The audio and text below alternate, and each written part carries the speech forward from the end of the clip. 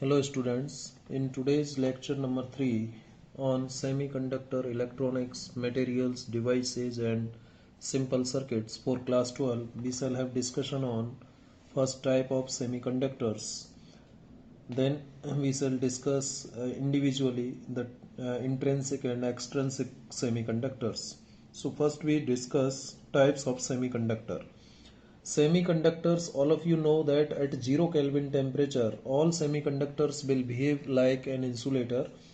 ये हम ऑलरेडी बात कर चुके हैं. 0 केल्विन टेम्परेचर पर जो सेमीकंडक्टर है वो इंसुलेटर की तरह व्यवहार करता है, और यदि टेम्परेचर 0 केल्विन से ज़्यादा करते हैं सेमीकंडक्टर का तो वो कंडक्टर की तरह व्यवहार करना शुरू कर देता है. ये बात हम ऑलरेडी डिस्कस कर चुके हैं. सेमीकंडक्टर्स इंसुलेटर और कंडक्टर दोनों की तरह बिहेव करते हैं, ये बात हमने ऑलरेडी डिस्कस की थी. अब हम बात करना चाहेंगे कि semiconductors on the basis of chemical composition कितने टाइप के होते हैं. केमिकल कंपोजिशन के आधार पर यदि सेमीकंडक्टर के टाइप की हम बात करें तो दो टाइप होती है सेमीकंडक्टर्स की. केमिकल कंपोजिशन के आधार पर यदि हम बात करें सेमीकंडक्टर दो टाइप के होते हैं on the basis of chemical composition. Number 1 is elemental semiconductor, and number 2 is compound semiconductor, right. Elemental semiconductor जो कि सिंगल एलिमेंट के होते हैं, जैसे कि एग्जांपल हमने ऑलरेडी दिया था जर्मेनियम सिलिकॉन, जो कि 14th ग्रुप से हैं. किस ग्रुप से हैं? 14th ग्रुप से हैं. 14th ग्रुप से ये जो जर्मेनियम और सिलिकॉन है ये एलिमेंटल सेमीकंडक्टर्स कहलाते हैं. और इसके अलावा कंपाउंड सेमीकंडक्टर्स में फर्दर हम तीन कैटेगरीज में इनको डिवाइड करते हैं. कंपाउंड सेमीकंडक्टर जो कि दो या दो से ज़्यादा एलिमेंटल सेमीकंडक्टर से मिले हुए होते हैं, वो कंपाउंड सेमीकंडक्टर होते हैं. कंपाउंड सेमीकंडक्टर मैंने आपको बताया था इनऑर्गेनिक होते हैं. ऑर्गेनिक कंपाउंड सेमीकंडक्टर होते हैं, ऑर्गेनिक. और थर्ड कैटेगरी है organic polymer, right. Inorganic compound semiconductor में हम एग्जांपल दे सकते हैं indium phosphide, cadmium sulphide, gallium arsenide, right, and cadmium selenium. ये एग्जांपल्स हो सकते हैं. ऑर्गेनिक सेमीकंडक्टर में बात करें तो एंथ्रासिन इसका एग्जांपल हो सकता है, एंथ्रासिन, राइट. और ऑर्गेनिक पॉलीमर में यदि हम बात करें तो पॉलीमर सेमीकंडक्टर में एक हो गया पॉलीएनिलिन, और हो सकता है इसमें पॉलीपिरॉल,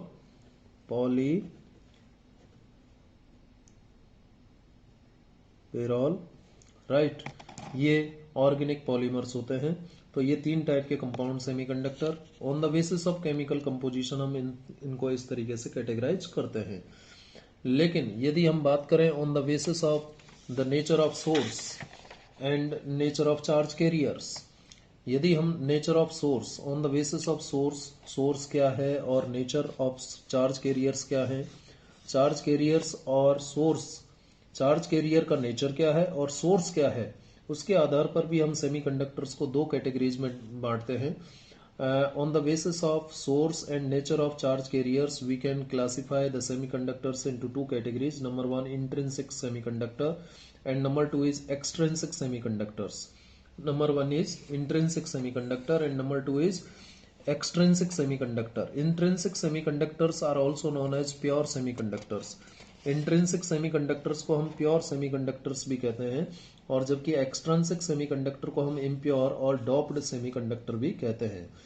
देखिए, intrinsic semiconductor generally elemental semiconductors होते हैं. जनरली जो एलिमेंटल सेमीकंडक्टर्स होते हैं वो इंट्रिंसिक सेमीकंडक्टर होते हैं जिनमें किसी भी प्रकार की इम्प्योरिटी नहीं होती. देखिए, वन बाय वन हम इनको डिटेल में डिस्कस करते हैं.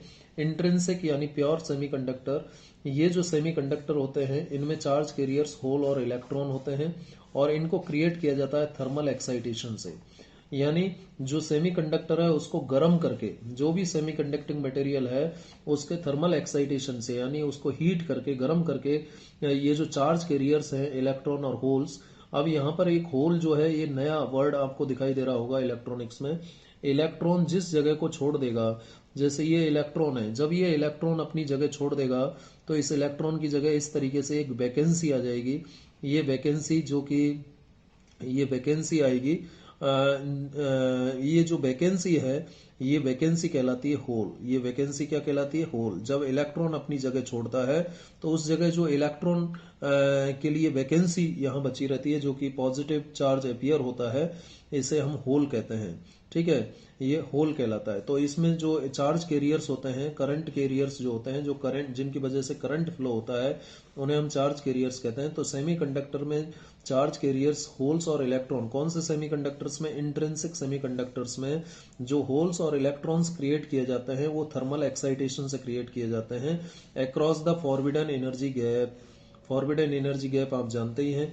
जैसे कि सेमीकंडक्टर में यदि आप बात करें, सेमीकंडक्टर में इस टाइप के बैंड होते हैं, आप जानते हैं, balance band, conduction band.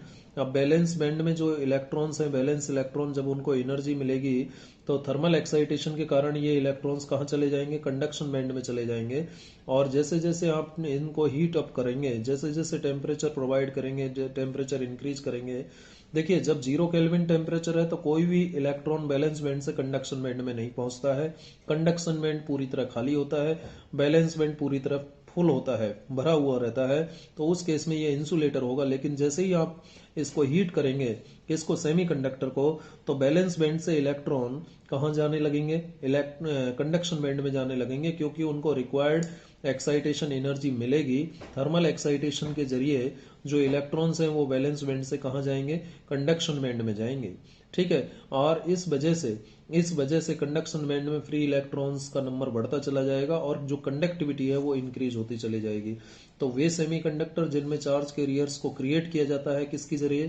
Thermal excitation के जरिए across the forbidden energy gap. इस फॉरबिडन एनर्जी गैप के जरिए इसके अक्रॉस ये जो फॉरबिडन एनर्जी गैप है डेल्टा ईजी या ईजी जिससे हम रिप्रेजेंट करते हैं, इस फॉरबिडन एनर्जी गैप के अक्रॉस जो हम सेमीकंडक्टर है उसको गर्म करके जो थर्मल एक्साइटेशन करते हैं, जिस वजह से वैलेंस इलेक्ट्रॉन अपने वैलेंस बैंड से कहाँ चले जाते हैं?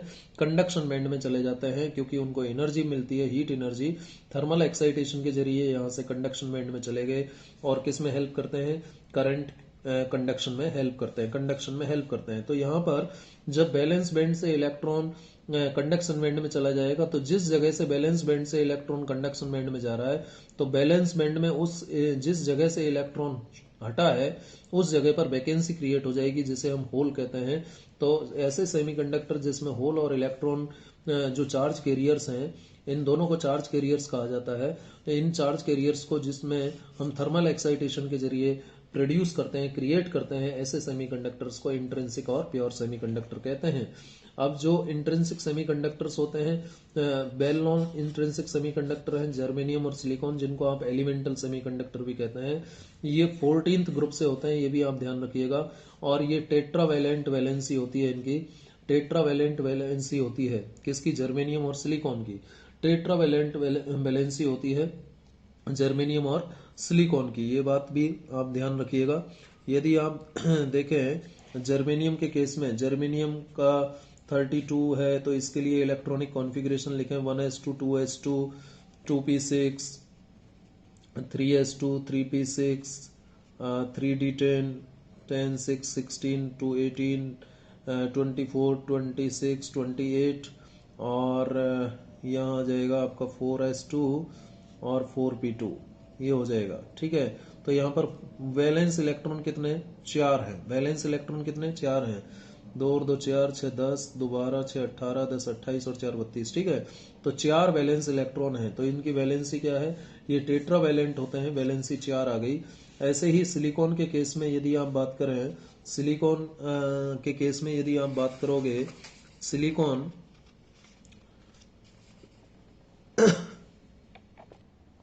सिलिकॉन के केस में हम बात करें तो 14, तो इस केस में 1s2 2s2 2p6 3s2, ये कितना? 6 2 8 2 10 2 12 और 3p2। इस तरीके से इसमें भी कितने वैलेंस इलेक्ट्रॉन आए? 4 वैलेंस इलेक्ट्रॉन आए। तो इस तरीके से ये टेट्रावैलेंट होते हैं और वैलेंसी इनकी 4 होती है। लैटिस स्ट्रक्चर की यदि हम बात करें जर्मेनियम और सिलिकॉन की, वो डायमंड के जैसे होती है, इसलिए इनके जो लैटिस स्ट्रक्चर होती है, ये भी ध्यान रखिएगा, जो लैटिस स्ट्रक्चर है जर्मेनियम और सिलिकॉन का, ये डायमंड लाइक स्ट्रक्चर कहलाता है। कैसा स्ट्रक्चर कहलाता है? डायमंड लाइक स्ट्रक्चर कहलाता है। जैसे कि आप देख सकते हैं, ये लैटिस स्ट्रक्चर होता है किसका? जर्मेनियम और सिलिकॉन का ये लैटिस स्ट्रक्चर है, ये डायमंड लाइक स्ट्रक्चर होता है। कैसा स्ट्रक्चर कहलाता है? ये डायमंड लाइक स्ट्रक्चर कहलाता है। तो ये बात भी आप थोड़ा सा ध्यान रखिएगा। Lattice structure of germanium and silicon is called what? Diamond like structure. Diamond like structure कहलाता है। Each atom is surrounded by 4 nearest neighbours. जितने भी एटम्स इसमें होते हैं जर्मेनियम या सिलिकॉन की यदि मैं बात करूं, जैसे जर्मेनियम की मैं बात करूं, तो जैसे ये जर्मेनियम है, जर्मेनियम के पास आप जानते हैं 4 वैलेंस इलेक्ट्रॉन है। तो ये लीजिए वैलेंस इलेक्ट्रॉन, ये 4 वैलेंस इलेक्ट्रॉन, ये 4 वैलेंस इलेक्ट्रॉन जर्मेनियम के पास। तो ये अपनी बॉन्डिंग कंप्लीट करेगा और दूसरे जर्मेनियम के साथ। तो ये जर्मेनियम एक इलेक्ट्रॉन इधर देगा, एक इसका इलेक्ट्रॉन ऐसे रहेगा, एक इलेक्ट्रॉन इसका ऐसे और एक इलेक्ट्रॉन इसका ऐसे, और इस तरीके से 4 हो गए। और एक जर्मेनियम यहाँ पर अपनी बॉन्डिंग कंप्लीट करेगा, एक इलेक्ट्रॉन इधर दे देगा, एक इलेक्ट्रॉन इधर देगा जर्मेनियम को, ठीक है, और एक इलेक्ट्रॉन इस तरीके से ये चेन बनता जाएगा, एक इलेक्ट्रॉन इधर, और इस तरीके से यहाँ भी जर्मेनियम के लिए एक इलेक्ट्रॉन इस तरफ मिलेगा, एक इलेक्ट्रॉन इस तरफ मिलेगा, ये भी जर्मेनियम हो गया, ठीक है। इस तरीके से ये जर्मेनियम की जो कोवेलेंट बॉन्डिंग है वो बनती चले जाएगी। ये कोवेलेंट बॉन्डिंग बन रही है जर्मेनियम की, ये जर्मेनियम की कोवेलेंट बॉन्डिंग यहाँ पर बनती चले जाएगी। इस तरीके से प्रत्येक जो जर्मेनियम एटम है अन्य 4 जर्मेनियम एटम से घिरा हुआ रहता है, सराउंडेड होता है अन्य 4 जर्मेनियम एटम से। कितने जर्मेनियम एटम से? अन्य 4 जर्मेनियम एटम से ये सराउंडेड होता है, अन्य 4 जर्मेनियम एटम से ये सराउंडेड होता है। तो इस टाइप से इसमें स्ट्रक्चर बनता है, इस टाइप का स्ट्रक्चर इसमें बनता है, इस टाइप से स्ट्रक्चर इसमें बनता चला जाता है, ठीक है। इस टाइप से स्ट्रक्चर इसमें बनता है। इसको कितना ही आगे बढ़ाया जा सकता है। तो इसमें आप देख सकते हैं केवल और केवल जर्मेनियम है। जर्मेनियम, एक जर्मेनियम कितने जर्मेनियम से घिरा हुआ है? ये जर्मेनियम की यदि मैं बात करूं तो ये जर्मेनियम है, ये है, ये है, ये है, 4 जर्मेनियम से। यानी ये तो मैंने जर्मेनियम का बताया। सिमिलरली सिलिकॉन का भी तो ऐसे ही होगा। सिलिकॉन के पास भी उसके कितने इलेक्ट्रॉन्स हैं? 4 वैलेंस इलेक्ट्रॉन हैं। तो इस तरीके से सिलिकॉन की जो भी स्ट्रक्चर आएगी, डायमंड लाइक स्ट्रक्चर आएगी, तो ये भी 4 सिलिकॉन से घिरा हुआ रहता है, ये भी 4 सिलिकॉन से घिरा हुआ रहता है, इस तरीके से। तो ये सिलिकॉन एक इलेक्ट्रॉन इधर देगा तो ये बॉन्डिंग कंप्लीट हो जाएगा, ये सिलिकॉन एक इलेक्ट्रॉन इधर देगा तो इसका ये बॉन्डिंग कंप्लीट हो गया।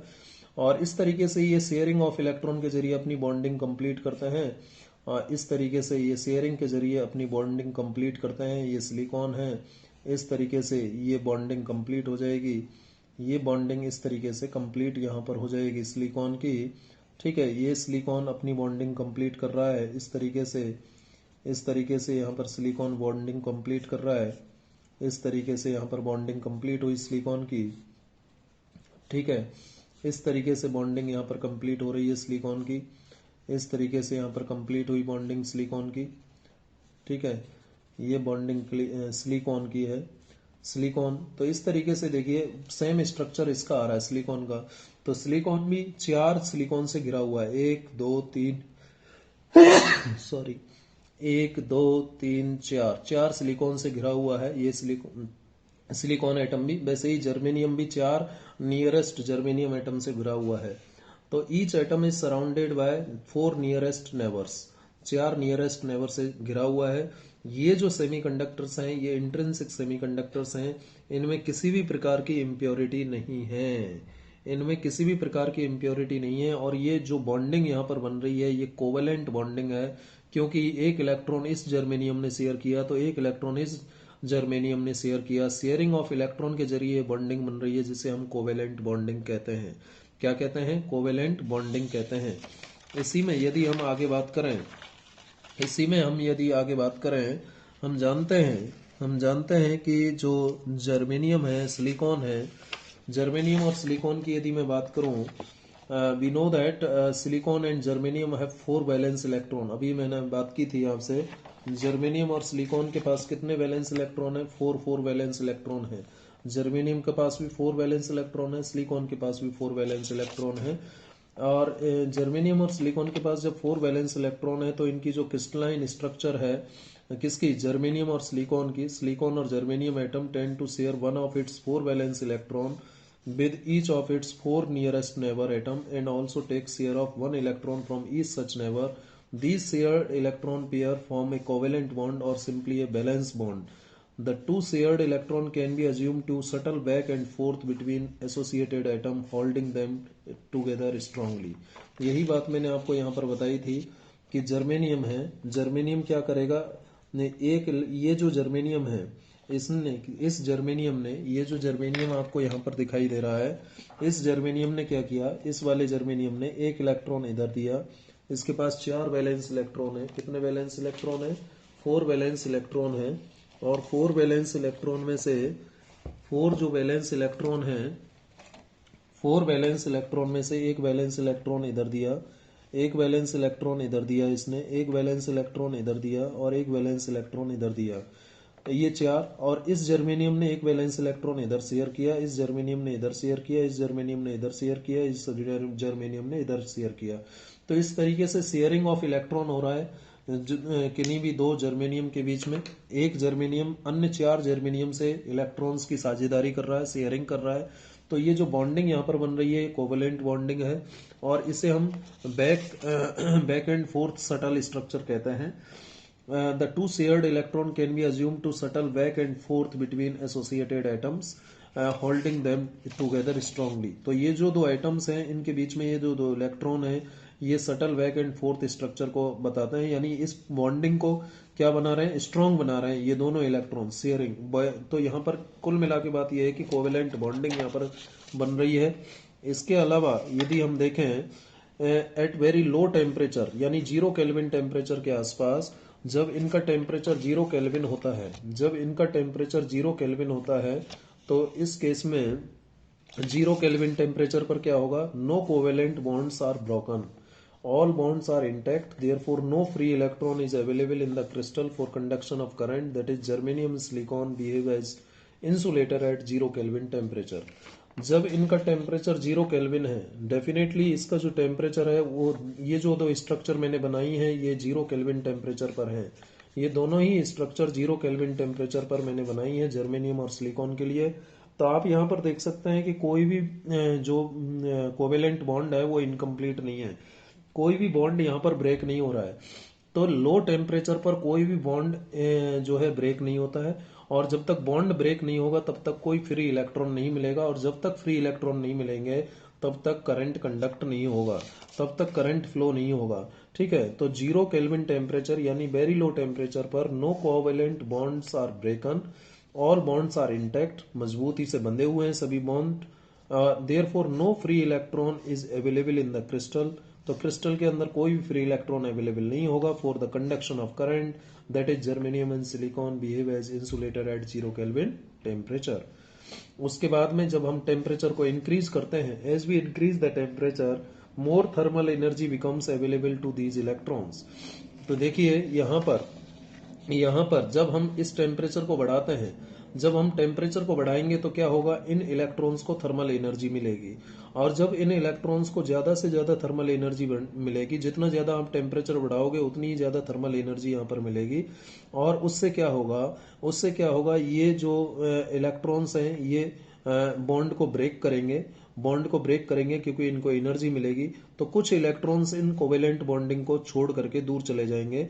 कोवेलेंट बॉन्डिंग जैसे ही छोड़ेंगे तो वो बॉन्ड ब्रेक हो जाएगा, और जो इलेक्ट्रॉन अपनी जगह छोड़ेगा वो इलेक्ट्रॉन फ्री हो जाएगा, और जिस जगह से इलेक्ट्रॉन जाएगा वहां पर एक वैकेंसी क्रिएट हो जाएगा, जिसको हम क्या कहते हैं, होल कहते हैं। इलेक्ट्रॉनिक्स की लैंग्वेज में उसे क्या कहेंगे, होल कहेंगे। तो यदि स्ट्रक्चर की मैं बात करूं तो जैसे क्या हुआ, टेम्परेचर बढ़ाया हमने, टेम्परेचर जब हम बढ़ाएंगे, जैसे जर्मेनियम की मैं बात करता हूँ, जर्मेनियम के केस में, ये जर्मेनियम का एग्जाम्पल मैं ले रहा हूँ, ये मान लीजिए एक इलेक्ट्रॉन और ये इलेक्ट्रॉन, ये इलेक्ट्रॉन, ये इलेक्ट्रॉन, ये कोवेलेंट बॉन्डिंग यहाँ पर कंप्लीट हो रही है। ये जर्मेनियम के साथ कोवेलेंट बॉन्डिंग कंप्लीट की, इस जर्मेनियम के साथ कंप्लीट की, कोवेलेंट बॉन्डिंग यहाँ पर कंप्लीट हो रही है इस तरीके से, कोवेलेंट बॉन्डिंग, और इस तरीके से यहाँ पर ये बॉन्डिंग कंप्लीट हो रही है। इसी तरीके से इधर भी ये कोवेलेंट बॉन्डिंग कंप्लीट हो रही है।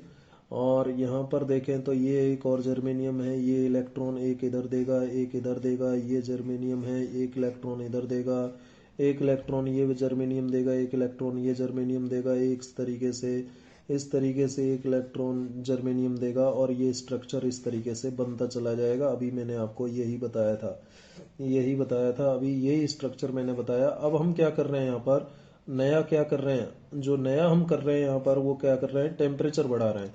तो जैसे जैसे आप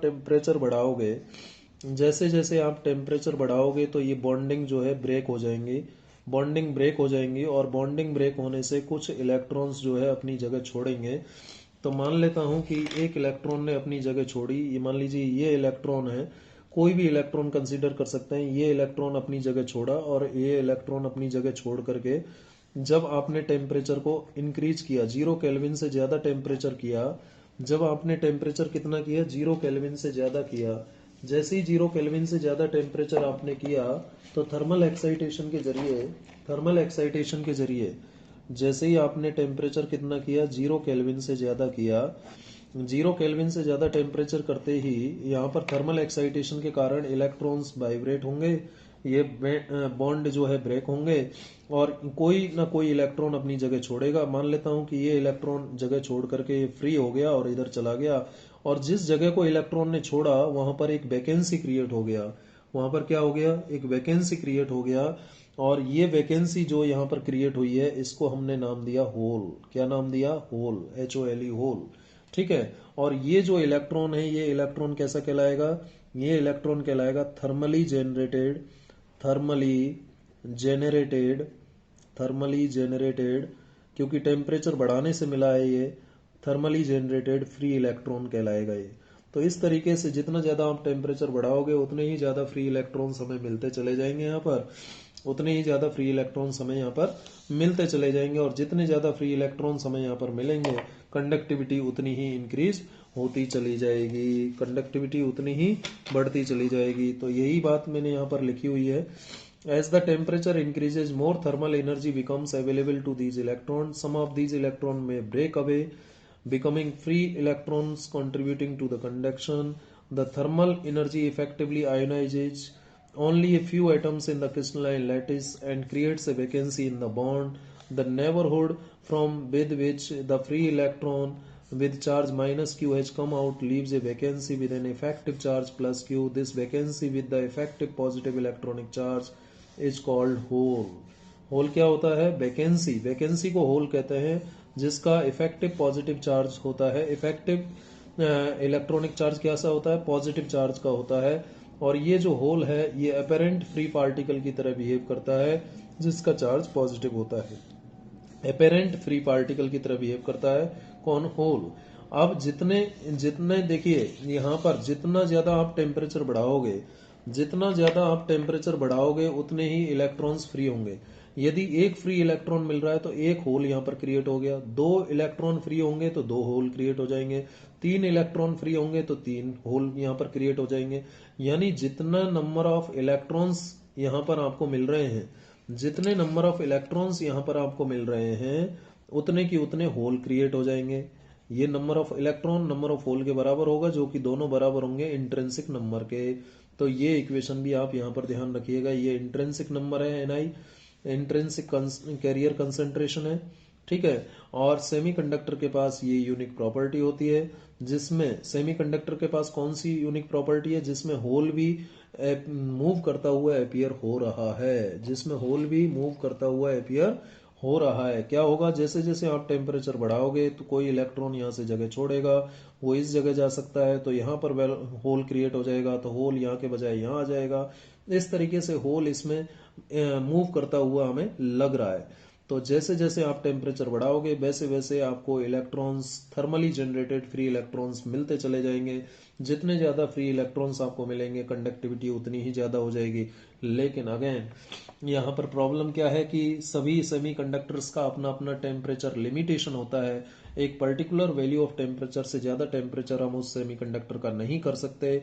इसलिए इसलिए हम क्या करेंगे, इसमें कोई और तरीका अपनाएंगे। इसमें हम केवल और केवल टेम्परेचर बढ़ा करके कंडक्टिविटी नहीं बढ़ाएंगे। तो इंट्रिंसिक सेमीकंडक्टर्स जो कि एकदम प्योर सेमीकंडक्टर्स होते हैं, इनकी कंडक्टिविटी लो होती है। ध्यान रखिएगा, इनकी कंडक्टिविटी लो होती है। इंट्रिंसिक सेमीकंडक्टर में Ne का वैल्यू NH के बराबर होता है, जो कि Ni के इक्वल होता है। और यहाँ पर मैंने आपको होल के बारे में भी बताया, जब इलेक्ट्रॉन अपनी जगह छोड़ेगा तो वहां पर जो वैकेंसी क्रिएट होती है, जिसके पास पॉजिटिव चार्ज होता है, अपेरेंट फ्री पार्टिकल की तरह ये होल बिहेव करता है। और ये इलेक्ट्रॉनिक्स में सेमीकंडक्टर्स के पास जो प्रॉपर्टी है, वो यूनिक प्रॉपर्टी ये है कि इसमें होल्स भी मूव करते हैं। इलेक्ट्रॉन्स के अलावा holes will also appear to move. ठीक है, तो ये एक बात हुई। अब देखिए, मैं आपको होल कैसे मूव करता है ये बात बताऊंगा। सपोज मैं एक एग्जांपल के जरिए आपको बताता हूँ। ये एग्जांपल मैं ले लेता हूँ, एक दोबारा से स्ट्रक्चर बनाता हूँ। मान लीजिए सिलिकॉन का स्ट्रक्चर बना लो, चाहे जर्मेनियम का, जो भी बनाना चाहो आप। ये जर्मेनियम का स्ट्रक्चर मैं बना रहा हूँ, ये जर्मेनियम का स्ट्रक्चर बना रहा हूँ। ठीक है, बॉन्डिंग बना लेते हैं, बॉन्डिंग बनाते हैं, जर्मेनियम जर्मेनियम। अब मैं क्या कर रहा हूँ, यहाँ पर ये बॉन्डिंग कंप्लीट कर रहा हूँ। एक इलेक्ट्रॉन इसने दिया, एक इलेक्ट्रॉन इधर, एक इलेक्ट्रॉन इधर, एक इलेक्ट्रॉन इधर, इसका एक इलेक्ट्रॉन इधर, ये कोवेलेंट बॉन्डिंग पूरा। एक इलेक्ट्रॉन इधर, एक इलेक्ट्रॉन इधर जाएगा इसका, और एक इलेक्ट्रॉन इधर, इसका एक इलेक्ट्रॉन इधर, तो कोवेलेंट बॉन्डिंग कंप्लीट। एक इलेक्ट्रॉन इधर, और एक इलेक्ट्रॉन इधर, और एक इलेक्ट्रॉन इधर। ठीक है, इस जर्मेनियम का एक इलेक्ट्रॉन इधर, कोवेलेंट बॉन्डिंग पूरा। एक इलेक्ट्रॉन इधर, एक इलेक्ट्रॉन इधर, और एक इलेक्ट्रॉन इधर, कोवेलेंट बॉन्डिंग पूरा हो गया। ये इस तरीके से कोवेलेंट बॉन्डिंग पूरी होगी। प्रत्येक जर्मेनियम दूसरे जर्मेनियम के साथ इलेक्ट्रॉन की शेयरिंग करेगा, और इस तरीके से कोवेलेंट बॉन्डिंग यहाँ पर कंप्लीट होगी। ये देखिए, जर्मेनियम के पास 4 इलेक्ट्रॉन्स हैं, ये बात आप जानते हो। तो प्रत्येक जर्मेनियम दूसरे जर्मेनियम के साथ इलेक्ट्रॉन की शेयरिंग करेगा और अपना बॉन्डिंग कंप्लीट करेगा, अपना बॉन्डिंग कंप्लीट करेगा। इस तरीके से यहाँ पर देखिए, यहाँ पर देखिए, इस तरीके से इन्होंने बॉन्डिंग कंप्लीट की, जर्मेनियम ने बॉन्डिंग कंप्लीट की है यहाँ पर इस तरीके से। तो यहाँ पर क्या हो रहा है, यहाँ पर क्या हो रहा है कि मान लीजिए ये इलेक्ट्रॉन, ये यहाँ से इलेक्ट्रॉन गया, ये होल है। कौन है? ये होल है। ये साइड 2 है। ये देखिए, पहले ये साइड 1 थी, ये साइड 1 थी, ये बॉन्डिंग कंप्लीट है, ये बॉन्डिंग कंप्लीट है, ये भी बॉन्डिंग कंप्लीट है। चलिए, ये यहाँ पर होल था, पहले यहाँ पर होल था। अब यहाँ से इलेक्ट्रॉन चलेगा और ये इलेक्ट्रॉन इधर चला जाएगा, तो ये होल जो है इस साइड 1 के बजाय साइड 2 पर आ जाएगा। फिर और टेम्परेचर बढ़ाओगे तो ये होल यहाँ पर आ जाएगा, तो ये साइड 3 पर आ जाएगा, क्योंकि यहाँ का इलेक्ट्रॉन यहाँ जा सकता है। ठीक है, तो इस तरीके से होल यहाँ से यहाँ आया, यहाँ से यहाँ आया, ऐसा लग रहा है कि होल मूव कर रहा है। ठीक है, तो एक जगह से दूसरी जगह होल मूव करता हुआ इसमें हमें दिखाई देता है। तो यही बात मैंने यहाँ पर लिखी हुई है। जैसे जैसे आप टेम्परेचर को बढ़ाओगे, थर्मल एक्साइटेशन के कारण जो बॉन्डिंग है वो ब्रेक होगी, कमजोर होगी, और कमजोर होने के कारण होल यहाँ पर मूव करता हुआ दिखाई देगा। पहले होल इस जगह पर था, जब ये इलेक्ट्रॉन फ्री होकर के इधर चला गया था तो यहाँ पर होल क्रिएट हुआ, और इस होल की जगह ये दूसरा इलेक्ट्रॉन यहाँ पर आने का प्रयास करेगा, इस वैकेंसी को फिल करेगा, तो होल यहाँ पर आ जाएगा। फिर इस जगह दूसरा इलेक्ट्रॉन आएगा तो यहाँ पर होल क्रिएट होगा। जितने नंबर ऑफ होल्स यहाँ पर होंगे उतने ही नंबर ऑफ इलेक्ट्रॉन्स होंगे। ध्यान रखिएगा, इलेक्ट्रॉन और होल्स का जो जनरेशन है यहाँ पर पेयर के फॉर्म में होता है। इलेक्ट्रॉन और होल्स का जनरेशन किस फॉर्म में होता है? पेयर की फॉर्म में होता है। An electron from covalent bond at side 2 में jump to the vacant side 1 पर चला जाएगा। कौन? इलेक्ट्रॉन, जहां पर ऑलरेडी होल था। Thus after such a jump the hole is at side 2 and the side 1 has now an electron, therefore apparently the hole has moved from side 1 to side 2। Side 1 से side 2 पर whole चला गया है, ऐसे ही 2 से 3 पर चला जाएगा। तो इससे ये स्पष्ट होता है, it is evident that the electron originally set free is not involve in this process of hole motion. तो यहाँ पर इलेक्ट्रॉन जो कि फ्री हो गए हैं, जो इलेक्ट्रॉन यहाँ पर ये फ्री हो गए हैं, ये होल के मूवमेंट में इन्वॉल्व नहीं है, ये होल के मूवमेंट में इन्वॉल्व नहीं है। The free electron moves completely independently as conduction electron and give rise to electron current. जो फ्री इलेक्ट्रॉन्स हैं, ये फ्री इलेक्ट्रॉन्स जो इंडिपेंडेंटली मूव करते हैं, इनके फ्लो के कारण जो करंट यहाँ पर डेवलप हुआ वो इलेक्ट्रॉनिक करंट IE कहते हैं इसे, under N applied electric field. और सिमिलरली होल्स के कारण जो करंट फ्लो होगा वो IH होगा। होल्स के कारण कितना करंट फ्लो होगा IH, और इलेक्ट्रॉन्स के कारण कितना IE। होल्स के कारण IH, इलेक्ट्रॉन्स के कारण IE। तो जो टोटल करंट यहाँ पर फ्लो होगा, टोटल करंट जो वैल्यू हो जाएगा यहाँ पर वो IE, इलेक्ट्रॉनिक करंट, इलेक्ट्रॉन के फ्लो के कारण जो करंट है, और प्लस होल के फ्लो के कारण जो करंट है उसके सम के बराबर आ जाएगा। तो ये देखिए, तो IE इलेक्ट्रॉन के कारण है, IH होल के कारण है, तो टोटल करंट जो होगा IE प्लस IH हो जाएगा।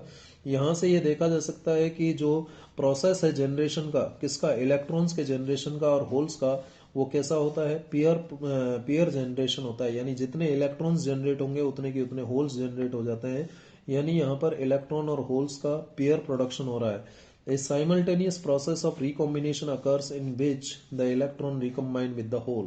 यहाँ पर देख सकते हैं हम, यहाँ पर रिकॉम्बिनेशन भी हो रहा है, यहाँ पर रिकॉम्बिनेशन भी हो रहा है। रिकॉम्बिनेशन का मतलब है ये, जैसे ये इलेक्ट्रॉन यहाँ से जगह छोड़ करके ये फ्री हो गया, ये इलेक्ट्रॉन फ्री हो गया तो यहाँ पर होल आ गया। अब इस होल में ये दूसरा इलेक्ट्रॉन यहाँ आएगा, तो ये इलेक्ट्रॉन जब इस होल की जगह जाएगा तो ये कहलाएगा इलेक्ट्रॉन होल रिकॉम्बिनेशन। क्या कहलाएगा, इलेक्ट्रॉन और होल रिकॉम्बिनेशन। यानी जब इलेक्ट्रॉन, फ्री इलेक्ट्रॉन होल की जगह को लेता है तो उसे हम इलेक्ट्रॉन होल रिकॉम्बिनेशन कहते हैं। तो जो इलेक्ट्रॉन्स हैं वो रिकम्बाइन होते हैं किसके साथ, होल्स के साथ। At equilibrium the rate of generation is equal to the rate of recombination of charge carriers. यानी जितने इलेक्ट्रॉन्स जनरेट हो रहे हैं उसकी जो रेट है वो रिकॉम्बिनेशन की रेट के बराबर होता है। कब, इक्विलिब्रियम में। The recombination occurs due to an electrons colliding with a hole. Recombination किसकी वजह से होता है, जब इलेक्ट्रॉन होल के साथ कॉलिजन करते हैं। अब देखिए, intrinsic semiconductor will behave like an insulator at 0 kelvin temperature. ये आप जानते हैं। 0 केल्विन टेम्परेचर की यदि मैं बात करूं तो जो इंसुलेटर्स हैं 0 केल्विन टेम्परेचर पर, देखिए ये सेमीकंडक्टर्स जो होते हैं, इंट्रिंसिक सेमीकंडक्टर, 0 केल्विन टेम्परेचर की यदि मैं बात करूं, 0 केल्विन टेम्परेचर पर यहाँ पर आपको मैंने बताया था एनर्जी लेवल्स होते हैं, और एनर्जी लेवल्स में क्या होते हैं, इलेक्ट्रॉन्स होते हैं। ये इलेक्ट्रॉन्स हैं, ये इलेक्ट्रॉन्स हैं। ये बैलेंस बैंड है जो कि कंप्लीटली फिल्ड है इस समय। 0 केल्विन टेम्परेचर पर ये बैलेंस बैंड कंप्लीटली फिल्ड है, बैलेंस बैंड। और ये लेवल कहलाएगा, अब top level of this valence band is known as, is represented by EV, energy of valence band. ये EV से हम रिप्रेजेंट करते हैं। ऐसे ही इसमें भी डिफरेंट एनर्जी लेवल्स होते हैं। तो इसका जो बॉटम लेवल होता है, इसकी एनर्जी को हम EC से रिप्रेजेंट करते हैं, कंडक्शन बैंड की। और ये जो गैप होता है आप जानते हैं, इसे हम कहते हैं एनर्जी गैप, बैंड गैप, या फॉरवर्ड एनर्जी गैप कहते हैं। तो 0 केल्विन टेम्परेचर पर ये पूरी तरह खाली होता है। कौन, कंडक्शन बैंड। कंडक्शन बैंड में कोई इलेक्ट्रॉन नहीं होता। जब तक कंडक्शन बैंड में कोई इलेक्ट्रॉन नहीं है तो कोई फ्री इलेक्ट्रॉन नहीं होगा। तो उस केस में जो सेमीकंडक्टर्स हैं वो इंसुलेटर की तरह व्यवहार करेंगे। कब, 0 केल्विन टेम्परेचर पर। क्यों, क्योंकि 0 केल्विन टेम्परेचर पर कोई भी इलेक्ट्रॉन कंडक्शन बैंड में नहीं होता है। लेकिन जैसे ही आप टेम्परेचर बढ़ाओगे, जैसे ही आपने टेम्परेचर को इंक्रीज किया तो क्या होगा, देखिए, जब आपने टेम्परेचर को 0 केल्विन से ज्यादा किया, 0 केल्विन से ज्यादा करते ही क्या होगा, यहाँ पर जो बैलेंस बैंड के इलेक्ट्रॉन्स हैं इनको एनर्जी मिलेगी। थर्मल एक्साइटेशन के कारण इन बैलेंस बैंड के इलेक्ट्रॉन्स को क्या मिलेगी, एनर्जी मिलेगी। और जब एनर्जी मिलेगी तो ये बैलेंस बैंड के इलेक्ट्रॉन, जो एनर्जी गैप है, ये जो एनर्जी गैप है इसको पार करके यहाँ से जंप करके कहाँ चले जाएंगे, इस कंडक्शन बैंड में चले जाएंगे, और इलेक्ट्रॉन यहाँ पर आ जाएगा। और जिस जगह को इलेक्ट्रॉन छोड़ता है वहां पर होल आ जाता है। जितने इलेक्ट्रॉन्स यहाँ जाएंगे उतने ही यहाँ पर होल क्रिएट हो जाएंगे, जितने इलेक्ट्रॉन्स गए उतने ही यहाँ पर होल क्रिएट हो जाते हैं। ठीक है। तो इस तरीके से जैसे जैसे आप टेम्परेचर को बढ़ाएंगे वैसे वैसे क्या होगा, ज्यादा से ज्यादा इलेक्ट्रॉन्स जो है एक्साइट होंगे और वो वैलेंस बैंड से कंडक्शन बैंड में चले जाएंगे। और ये जो थर्मली एक्साइटेड इलेक्ट्रॉन्स हैं जो कि T ग्रेटर देन 0 केल्विन पर मिल रहे हैं, ये कंडक्शन बैंड में पहुंच करके उसको भरने लगेंगे। तो एनर्जी बैंड डायग्राम जो इसका होगा वो इस तरीके से हो जाएगा। तो इस तरीके से हम समझ सकते हैं, क्या समझ सकते हैं, energy band diagram of intrinsic semiconductor. ठीक है, तो 0 केल्विन टेम्परेचर पर ये इंसुलेटर्स की तरह व्यवहार करते हैं, लेकिन जब टेम्परेचर 0 केल्विन टेम्परेचर से ज्यादा होता है, 0 केल्विन टेम्परेचर से ज्यादा होता है तो सेमीकंडक्टर, इंट्रिंसिक सेमीकंडक्टर कंडक्टर्स की तरह बिहेव करना शुरू कर देते हैं। ये इनके एनर्जी बैंड डायग्राम से भी हमने इसको समझ लिया। चलिए, अब हम यहाँ पर एक एग्जाम्पल की बात करेंगे। एग्जाम्पल बहुत ही अच्छा एग्जाम्पल है। क्या एग्जाम्पल है? Carbon, silicon and germanium have same lattice structure. Carbon, silicon और जर्मेनियम की जो लैटिस स्ट्रक्चर है वो एक जैसी होती है। Why is carbon insulator while silicon and germanium intrinsic semiconductor. Carbon, silicon और जर्मेनियम की लैटिस स्ट्रक्चर कैसी होती है? सेम होती है। कार्बन, सिलिकॉन और जर्मेनियम की लैटिस स्ट्रक्चर सेम होती है। तो देखिए, कार्बन की जब मैं बात करता हूं 6C12 होता है। तो कार्बन के केस में यदि ये न्यूक्लियस है, यदि इसको मैं न्यूक्लियस मान लेता हूं, तो कार्बन का इलेक्ट्रॉनिक कॉन्फ़िगरेशन यदि आप लिखें तो 1s2 2s2 2p6, और ये 6 होते हैं तो 2p2 ही हो जाएगा। ये 2p2 हो जाएगा। ठीक है, ये 6 हो गया तो 1s का मतलब इसमें 1s, ये एक इलेक्ट्रॉन, ये 2 इलेक्ट्रॉन। ऐसे ही इससे अगले वाले ऑर्बिट में 2 में, इसमें कितने हैं? 2 और 2 4 है। 1 2 3 4। ये कार्बन का एक तरह से एनर्जी लेवल डायग्राम हो गया। अब यदि हम सिलिकॉन की बात करें, सिलिकॉन की यदि हम बात करें तो सिलिकॉन के केस में कितने होते हैं? सिलिकॉन के केस में, सिलिकॉन की यदि मैं बात करूं तो ये हो गया न्यूक्लियस, ये हो गया न्यूक्लियस, और न्यूक्लियस के चारों तरफ ये पहले ऑर्बिट में ये 2, ठीक है, ये 2, और फिर उससे अगले वाले ऑर्बिट में, उससे अगले वाले ऑर्बिट में हो जाएंगे आपके 8। कितने हो जाएंगे? 8, 1 2 3 4 5 6 7 8। ठीक है, और उससे अगले वाले ऑर्बिट में कितने हो गए? 2 8 10, 2 8 10 हो गए, और 4 15, 14 होते हैं, 14 होते हैं सिलिकॉन में, आपको पता है 14। तो 1s2 2s2 2p6 और 3s2, ठीक है, और 3p2 ये होता है। तो 2 8 और 4, ये 2 है और ये 8 है और ये 4 है। ठीक है, तो इस तरीके से सिलिकॉन का होता है। जर्मेनियम का देखें तो जर्मेनियम के केस में तो 32 होता है, जर्मेनियम का 32 है। तो 1s2 2s2 2p6 3s2 3p6 3d10 4s2 4p2, I think हो गया। 2 8 10 2 12 6 18 10 28 4 32। ठीक है, इस तरीके से इसको बनाया जा सकता है। तो ये न्यूक्लियस हो गया, पहले ऑर्बिट में हो गए 2, 1 और ये 2, दूसरे में हो गए 8, ये दूसरा है। तो 1 2 3 4 5 6 7 8, और तीसरे में हो गए आपके 18, ये तीसरे में 18 1 2 3 4 5 6 7 8 9 10 11 12 13 14 15 16 17 और 18 हो गए। ठीक है, कितने हो गए? 18 थर्ड में, और इसमें 4 हो गए, इसमें 4 हो गए, ये 1 2 3 और 4, ये जर्मेनियम का हो गया। किसका हो गया? जर्मेनियम का हो गया। तो अब देखिए यहां पर क्या दिखाई दे रहा है, जो बॉन्डिंग इलेक्ट्रॉन्स हैं किसके? कार्बन के, सिलिकॉन के और जर्मेनियम के। कितने बॉन्डिंग इलेक्ट्रॉन्स हैं? इसमें 4 हैं, इसमें भी 4 हैं, इसमें भी 4 हैं। 4 वैलेंस इलेक्ट्रॉन है तीनों के अंदर। तो जो 4 वैलेंस इलेक्ट्रॉन है कार्बन के तो किसमें है 4 वैलेंस इलेक्ट्रॉन? सेकंड ऑर्बिट में, सेकंड ऑर्बिट में है। इसके कार्बन के जो वैलेंस इलेक्ट्रॉन है वो तो सेकंड ऑर्बिट में है या नहीं? और सिलिकॉन के जो 4 वैलेंस इलेक्ट्रॉन है वो किसमें है? थर्ड ऑर्बिट में है। इसके किसमें है? थर्ड ऑर्बिट में है, थर्ड ऑर्बिट में। और इसके वैलेंस इलेक्ट्रॉन कहाँ हैं जर्मेनियम के? फोर्थ ऑर्बिट में, फोर्थ ऑर्बिट में, है या नहीं? तो सबसे ज्यादा अंदर वाला ऑर्बिट किसका हुआ? कार्बन का हुआ। तो इनर देखिए सेकंड, थर्ड और फोर्थ ऑर्बिट में से सबसे अंदर वाला ऑर्बिट कौन सा हुआ? सेकंड ऑर्बिट हुआ।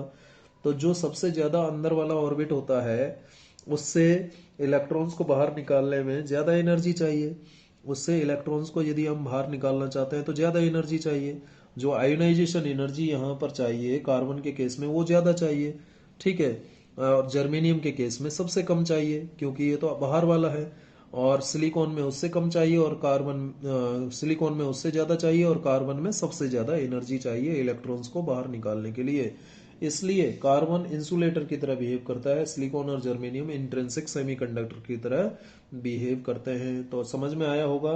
कार्बन इंसुलेटर की तरह इसलिए बिहेव करता है क्योंकि कार्बन के 4 जो वैलेंस इलेक्ट्रॉन है वो सेकंड ऑर्बिट में होते हैं, सिलिकॉन के 4 वैलेंस इलेक्ट्रॉन थर्ड ऑर्बिट में होते हैं, जर्मेनियम के 4 वैलेंस इलेक्ट्रॉन फोर्थ ऑर्बिट में होते हैं। इसलिए सबसे ज्यादा जो एनर्जी की जरूरत होती है इलेक्ट्रॉन्स को बाहर निकालने के लिए वो कहां पर होती है? कार्बन के केस में पड़ती है। सबसे ज्यादा आयोनाइजेशन एनर्जी चाहिए क्योंकि इसका ऑर्बिट इनर ऑर्बिट है। थर्ड और फोर्थ ऑर्बिट के कंपैरिजन में सेकंड ऑर्बिट इनर ऑर्बिट कहलाता है। तो सबसे ज्यादा एनर्जी इस सेकंड ऑर्बिट से इलेक्ट्रॉन्स को बाहर निकालने के लिए चाहिए, इसलिए कार्बन इंसुलेटर है, जबकि जर्मेनियम और सिलिकॉन जो है इंट्रिंसिक सेमीकंडक्टर्स होते हैं, ठीक है। तो नंबर ऑफ फ्री इलेक्ट्रॉन्स की बात करें तो जर्मेनियम में ज्यादा होते हैं, सिलिकॉन में उससे कम होते हैं और कार्बन में नंबर ऑफ फ्री इलेक्ट्रॉन्स बहुत ही कम होते हैं, नेग्लिजिबल होते हैं, इसलिए कार्बन इंसुलेटर होता है, ठीक है। तो ये जो मैंने बोला है वो आप पॉज करके लिख लीजिएगा। तो ये बात हुई इंट्रिंसिक सेमीकंडक्टर की। उम्मीद है आपको ये डिस्कशन पसंद आया होगा। Thank you very much. अगले लेक्चर में हम बात करेंगे इंट्रिंसिक सेमीकंडक्टर की। Thank you.